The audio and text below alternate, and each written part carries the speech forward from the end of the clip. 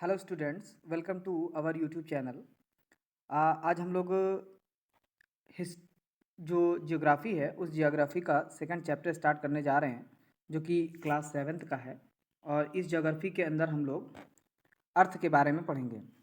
जैसा कि आप सभी जानते हैं कि जो अर्थ है वो एक ऑब्लेट स्फेयर है, और इस अर्थ पे यानी इस पृथ्वी पर 70% वाटर है और 30% लैंड जो है वो मिनिमम पाया जाता है। ठीक है, तो ये जो 30% जो लैंड है उसे लिथोस्फीयर कहा जाता है, और जो 70% है, किसी किसी में 71% भी लिखा रहता है, तो 70% जो है उसे हम हाइड्रोस्फीयर बोलते हैं, यानी उसके अंदर केवल पानी पाया जाता है, दैट इज जल पाया जाता है। तो आज हम लोग अर्थ के बारे में हमने पिछली क्लासेस में पढ़ चुके हैं, हम लोग पिछली स्लाइड्स में पढ़ चुके हैं। आज हम लोग पढ़ेंगे पृथ्वी के अंदर की चीज़ों के बारे में, जो है वो पढ़ेंगे। तो वो खास करके अर्थ के बारे में दिया गया है, मैंने इसका चैप्टर ही रखा है इनसाइड द अर्थ, यानी अर्थ के अंदर। तो ज़रा हम इसको देखते हैं कि जो अर्थ के अंदर का जो इंटीरियर है, यानी पृथ्वी को अगर हम ट्रांसफर सेक्शन या लॉन्गिट्यूडनल सेक्शन में काट दें तो पृथ्वी के अंदर हमको कौन कौन सी लेयर देखने को मिलेगी। आप यहाँ पे देखिए, जैसे कि मैंने इस तस्वीर में आपको दिखाया है कि यहाँ पे अर्थ है, और इस अर्थ के अंदर आप देख सकते हैं 4 लेयर आपको दिखाई दे रही है। मेनली होती 3 ही लेयर है, लेकिन इसको अभी हम आपको ऐसे बता रहे हैं। जैसे आप देखिए कि जो सबसे पहली लेयर होती है उसको क्रस्ट बोलते हैं। क्या बोलते हैं? क्रस्ट बोलते हैं। और जो सेकंड लेयर होती है उसको मैंटिल बोलते हैं, और जो थर्ड लेयर होती है उसे कोर बोलते हैं। ठीक है, यानी कुल मिला के 3 लेयर होती है, क्रस्ट हुआ, मैंटिल हुआ, कोर हुआ। अब इस कोर को 2 पार्ट में डिवाइडेड किया जाता है, outer core and inner core. ऐसे ही मैंटिल को डिवाइड किया जाता है आउटर मैंटिल, इनर मैंटिल। वैसे ही क्रस्ट को डिवाइड किया जाता है outer crust and inner crust. तो कुल मिला के अगर हम देखते हैं तो जो अर्थ का इंटीरियर है, यानी जो ये मैंने लिखा है, जो यहाँ पे हेडिंग मैंने डाली है, structure of the earth's interior, यानी पृथ्वी के अंदर, यानी इंटीरियर अगर उसका देखें तो क्या स्ट्रक्चर रहेगा। तो मैंने जैसा कि अभी आपको बताया कि जो अर्थ है वो एक स्फेरिकल बॉडी है, ऑलमोस्ट स्फेरिकल बॉडी। ऑलमोस्ट का मतलब यहाँ पे होता है कि जो हमारी पृथ्वी है वो पूरी तरीके से गोल नहीं है, बल्कि एक ऑब्लेट स्फेयर है, यानी जैसे संतरा होता है, ऑरेंज होता है, उस तरीके से। यानी आप सब ऐसा समझ सकते हैं कि बीच में, यानी इक्वेटर वाले क्षेत्र पे अगर आप देखेंगे तो वो थोड़ा बल्ज करता है। बल्ज का मतलब होता है थोड़ा उभरा हुआ दिखाई देता है, और पोल्स पे जो है वो थोड़ा सा चपटा होता है। तो इसलिए इस प्रकार के स्फेयर को हम बोलते हैं ऑब्लेट स्फेयर। आप जानते होंगे संतरे में ऐसा होता है। ठीक है, तो इसको हम बोल सकते हैं ऑब्लेट स्फीयर, दैट इज वही लिखा है यहाँ पे कि ऑलमोस्ट स्फेरिकल बॉडी होती है। ठीक है, जिसका रेडियस होता है 6371 किलोमीटर, यानी ऑलमोस्ट 6400 किलोमीटर, यानी 6400 किलोमीटर जो है इसका रेडियस होता है। मैंने यहाँ पे जो है करेक्ट लिखा है 6371, आप ऐसे याद कर सकते हैं, 6371 किलोमीटर इसका रेडियस होता है, और जो इसका डायमीटर होता है वो इसका डबल हो जाता है। ठीक, अगर हम देखेंगे तो अर्थ का जो इनर का स्ट्रक्चर है उसको हम जो है वो कंपेयर कर सकते हैं, यानी जो इसका इनर स्ट्रक्चर अर्थ का, उसको अर्थ से कंपेयर किया जा सकता है। आप यहाँ पे देख सकते हैं कि जो अर्थ है वो कई सारी कंसेंट्रिक लेयर्स में बना है। अब इसका क्या मतलब हुआ? कंसेंट्रिक लेयर्स का यहाँ मतलब होता है कि जैसा आपने देखा होगा प्याज, तो प्याज को जब हम छीलते हैं तो उसका जो ऊपर का जो फ्लेशी जो लीफ है उसको जब हटाते हैं तो फिर से एक लेयर निकलती है। ठीक है, तो इस तरीके से हम उसको कंसेंट्रिक लेयर बोलते हैं, यानी हम पृथ्वी को छीलते जाएं। आप ऐसे बोलिए कि पृथ्वी को अगर हम छीलते हुए चले जाएंगे तो जो लेयर निकलेगी ना उसे कंसेंट्रिक लेयर्स बोलते हैं। उसी कंसेंट्रिक लेयर्स को हमें पढ़ना है वन बाय वन। हम ये जानते हैं कि वन बाय वन एक लेयर के ऊपर दूसरी लेयर जो है वो रखी होती है।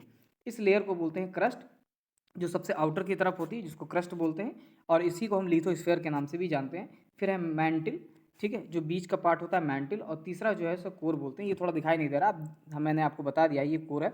आप यहाँ देख सकते हैं कि यहाँ पे जो ये बिल्कुल आपको ऑरेंज कलर का दिख रहा है, इसे हम जो है वो क्रस्ट बोलते हैं, और मतलब और सॉरी, जो ऊपर दिख रहा है आपको वो क्रस्ट बोलते हैं, और जो ये बीच में आपको दिख रहा है वो मैंटिल बोलते हैं। फिर उसके बाद है आउटर कोर, उसके बाद है इनर कोर। अब ये जो है वो मैंने आपको थोड़ी सी बेसिक इन्फॉर्मेशन बताई, यानी मैंने क्या बताया आपको? मैंने ये बताया कि जो अर्थ है वो एक ऑब्लेट स्फीयर जैसा स्ट्रक्चर है, जिसका रेडियस 6371 किलोमीटर होता है। ये जो अर्थ है, यानी ये जो अर्थ का स्ट्रक्चर है, उसको अर्थ के साथ हम कंपेयर कर सकते हैं बॉल की तरीके से, यानी हम सीधे मतलब एक स्फीयर की तरीके से कर सकते हैं। और ये जो अर्थ है वो कंसेंट्रिक लेयर्स में पाई जाती है, यानी इसमें कई सारी लेयर्स होती हैं, जिनका मैंने आपको नाम बता दिया, क्रस्ट है, मैंटिल है, कोर है। ये 3 लेयर जो है वो होती है। अब हम आगे चलते हैं, वन बाय वन सभी को पढ़ते हैं। आप यहाँ पे देखिएगा, पहले मैं क्रस्ट की बात करता हूँ थोड़ा सा। अगर हम क्रस्ट के इन्फॉर्मेशन की बात करें, यानी if you consider about the crust, तो जो पृथ्वी सरफेस यानी दैट इज अर्थ के सरफेस जो है, यानी जो पृथ्वी का सरफेस है जिसको हम क्रस्ट बोलते हैं या इसी को हम लिथोस्फीयर के नाम से भी जानते हैं, ये सबसे अपर मोस्ट लेयर होती है, यानी सबसे ऊपर की लेयर होती है जहाँ पे हम रहते हैं, वो लेयर को हम क्रस्ट बोलते हैं और इसी पे आपके जितने भी प्लांट्स हैं या जो जितने भी ट्रीज हैं वो सर्वाइव करते हैं। ठीक है, ये जो लेयर होती है वो काफ़ी थिन होती है यानी पतली होती है। ठीक है, क्या होती है? पतली होती है, यानी पतली का यहाँ सीधा मतलब होता है कि इसकी जो चौड़ाई है वो बहुत ही ज़्यादा नहीं होती है, या मोटाई आप थिकनेस इसको बोल सकते हैं, वो बहुत ज़्यादा नहीं होती है।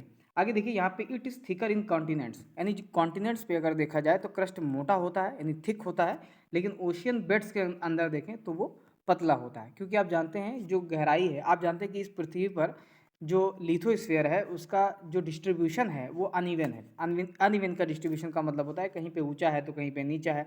तो अगर हम ध्यान से देखें तो कॉन्टिनेंट्स पे, यानी अगर हम देखेंगे तो कॉन्टिनेंट्स पे, जैसे हम एग्जांपल आपको बताते हैं कि जैसे ये हमारा तालाब है, ये हमारा कॉन्टिनेंट, यानी इधर हम लिख दिए सी और ये आपको मैंने लिख दिया कि ये ओशियन है, ओ फॉर ओशियन। ठीक है, ये आपका सी हो गया कॉन्टिनेंट। तो अगर आप देखेंगे तो मैं अगर यहाँ पे एक लाइन जो जरा बनाता हूँ यहाँ पे, कि एक लाइन मैंने ऐसे सिंपल बना दी है, तो आप अगर देखेंगे यहाँ पे तो ये वाली जो ऊंचाई है यानी जो मोटाई है वो ज़्यादा है और यहाँ वाली जो है वो कम है। आप देखिए यहाँ पे, तो यहाँ पे अगर हम देखेंगे यानी if you consider like that, तो यहाँ पे अगर हमने हमने कहा कि ये जैसे है आपके सामने मैंने ऐसे बनाया, ठीक है, ये एक लेयर है। ठीक है, यहाँ पे अगर हम देखेंगे तो ऐसे अगर हम ऐसे बना दें ये, तो ये हो जाएगा सी कॉन्टिनेंट और ये आपका हो जाएगा ओशियन। आगे अगर हम देखेंगे तो ये वाली जो आपको थिकनेस दिखाई दे रही है, ये वाली, ये जो है वो ज़्यादा होगी, आप देख भी पा रहे होंगे, और यहाँ वाली जो थिकनेस होगी यानी ये वाली जो थिकनेस होगी वो क्या होगी? कम होगी। ठीक है, ये वाली जो है वो कम होगी। तो इसी को यहाँ पे जो है वो बताया गया कि ये कॉन्टिनेंट्स में तो थिकर होती है, यानी अगर हम देखेंगे तो यहाँ पे कॉन्टिनेंट्स में थिकर होती है लेकिन ओशियन के अंदर ये थिनर होती है। ये थोड़ा सा आपको ध्यान रखना है। तो क्रस्ट को जो है वो दो पार्ट में डिवाइडेड किया गया है, इसलिए इसको हम कॉन्टिनेंटल क्रस्ट बोलते हैं और एक को बोलते हैं ओशियनिक क्रस्ट बोलते हैं। ठीक, तो जी कॉन्टिनेंटल क्रस्ट है, इसको भी दो पार्ट में डिवाइडेड किया गया, दो लेयर में। जैसे कि जो लोअर लेयर होती है, यानी जो लोअर लेयर होती है वो किसकी बनी होती है? तो आप बोलेंगे सीमा। सीमा का मतलब होता है सिलिका एंड मैग्नीशियम, ये शॉर्ट नाम रखा गया है SIMA, that is see plus S I plus M A. ये एस आई जो है वो केमिस्ट्री में सिलिकॉन को बोलते हैं, उसका सिंबल होता है, और मैग्नीशियम का जो मतलब सिंबल होता तो एम है, लेकिन यहाँ पे एम ए लिखा गया है, दैट इज इसको याद करने का तरीका बनाया गया है, उसको हम सीमा जो है वो बोलते हैं। और जो ऊपर की जो लेयर होती है अपर लेस डेंस लेयर, यानी सीधा मतलब होता है कि जो लोअर लेयर होती है वो ज़्यादा डेंसिटी होती है और जो अपर लेयर होती है उसकी डेंसिटी जो है वो कम होती है, जिसे हम सियाल बोलते हैं। अब सियाल का मतलब होता है सिलिकॉन प्लस एल्युमिनियम। ठीक है, ध्यान रखिएगा यहाँ पे सिलिकॉन का मतलब सिलिकॉन प्लस एल्युमिनियम, इसलिए शॉर्ट में याद करने का तरीका यहाँ बताया गया है, सियाल बोलते हैं उसको। ठीक है, राइट, मेरे हिसाब से आपको समझ में आ गया। मैं आपको फिर एक बार फिर से रिपीट करता हूँ कि जो अर्थ की जो टॉप मोस्ट लेयर है उसे हम क्रस्ट बोलते हैं या उसे हम लिथोस्फीयर बोलते हैं। ये कॉन्टिनेंट्स में जो है वो थिकर होती है लेकिन ओशियन बेड्स पे थिनर होती है। जो कॉन्टिनेंटल क्रस्ट होती है उसको दो पार्ट में डिवाइड किया गया है, एक को जो अपर है, एक अपर और एक लोअर। जो लोअर वाली होती है उसकी डेंसिटी ज़्यादा होती है जो सीमा के द्वारा बना होता है, जो अपर वाली जो लेयर होती है जिसकी डेंसिटी कम होती है उसे हम सियाल के नाम से जानते हैं, that is silicon and aluminium. Okay, यानी लोअर लेयर डेंसिटी ज़्यादा होगी, जिसकी बनी किसकी होगी? सीमा की बनी होगी, और जो अपर लेयर होगी उसकी डेंसिटी कम होगी जो कि सियाल की बनी होगी। ये हमारी बात क्रस्ट के संबंध में हो गई। आगे यहाँ पे देखते हैं थोड़ा सा, अगर यहाँ पे देखेंगे तो यहाँ पे जो एक चीज़ लिखी है, the crust forms only 0.5% volume, यानी अर्थ का अगर हम देखेंगे तो अर्थ का 0.5%, यानी 0.5% जो वॉल्यूम है, यानी अर्थ का जो अगर देखा जाए तो अर्थ का जो वॉल्यूम है उसमें क्रस्ट जो है वो केवल 0.5% की भूमिका निभाता है। और अगर हम मैंटिल की भूमिका देखें तो ये केवल 16% होता है वॉल्यूम के आधार पे, और जो बाकी जो 83% बचा है वो किसका होता है? कोर का होता है। ठीक है, ये कोर का होता है, यानी कुल मिला के हम बोलेंगे जो क्रस्ट है, क्रस्ट जो है वो 0.5% है, और जो आपका मैंटिल है वो मैंटिल कितना है? तो आप बोलेंगे 16% होता है, और अगर हम कोर की बात करें तो वो होता है 83%। ठीक है, तो ये याद करिएगा, मतलब ये जो डाटा है वो याद किए रहिएगा। ठीक है, चलिए अपनी अगली अगली स्लाइड की तरफ चलते हैं। हम इसी के अंदर देखेंगे तो जो हमारी जो क्रस्ट है जिसको मैंने अभी पढ़ा है, तो इसमें जो अपर लेयर होती है वो ग्रेनाइट रॉक की बनी होती है। ठीक है, आपने देखा होगा टाइल वाइल में इसको लगाया जाता है, इसको अपर लेयर बोलते हैं जो कि ग्रेनाइट रॉक की बनी होती है, और जो लोअर लेयर होती है वो बेसाल्टिक रॉक की बनी होती है। आपने नाम सुना होगा बेसाल्ट जो है वो इग्नियस रॉक कहलाता है। आगे देखें यहाँ पे, तो अपर लेयर ग्रेनाइट रॉक की बनी होगी और जो लोअर लेयर होगी वो बेसाल्टिक रॉक की बनी होती है। बहुत ध्यान रखने वाली बातें हैं इसके अंदर, ठीक है। यानी हम अब यूएल की अगर बात करें तो ये यूएल जो है, ये अपर लेयर जो है वो ग्रेनाइट रॉक की बनी होगी, ठीक है। और जो लोअर लेयर होगी यानी एल जो होगी वो क्या होगी, बेसाल्टिक रॉक की बनी होगी, ठीक है। दैट इज कॉल्ड बेसाल्ट, ठीक है। बेसाल्टिक रॉक की एक बनी होगी। जो ओशनिक क्रस्ट है उसके अंदर वन लेयर होती है, ठीक है। यानी यहाँ पे ध्यान देने की बात है कि जो ओशियन की जो क्रस्ट होती है उसमें एक लेयर में सीमा होती है, ठीक है।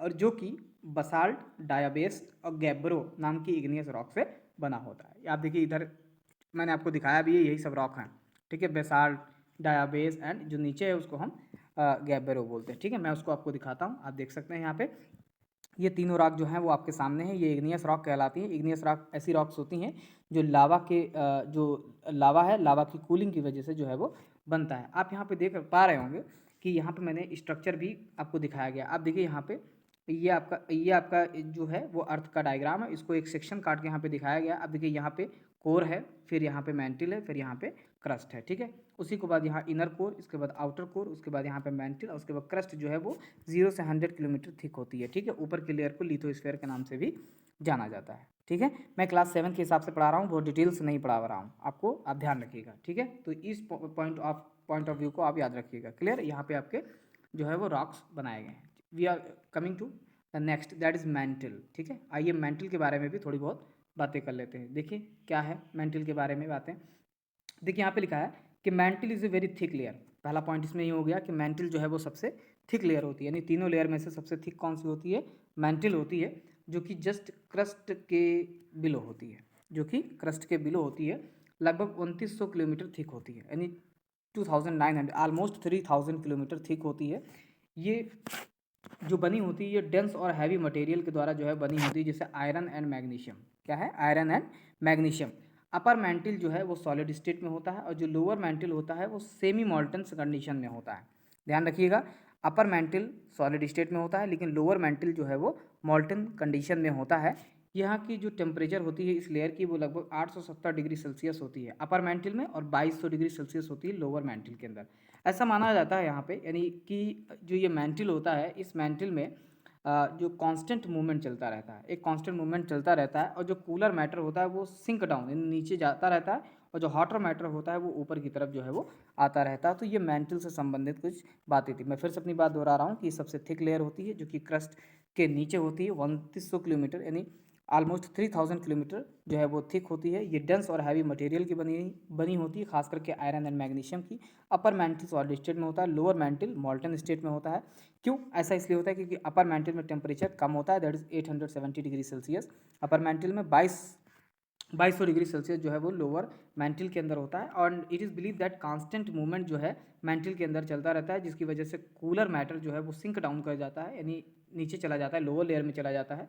और जो हॉटर मैटर होता है वो ऊपर की तरफ जो है वो चला आता है। तो ये मैंटिल से संबंधित जानकारी आपको दी गई यहाँ पे, ठीक है। We are coming to the next, that is core.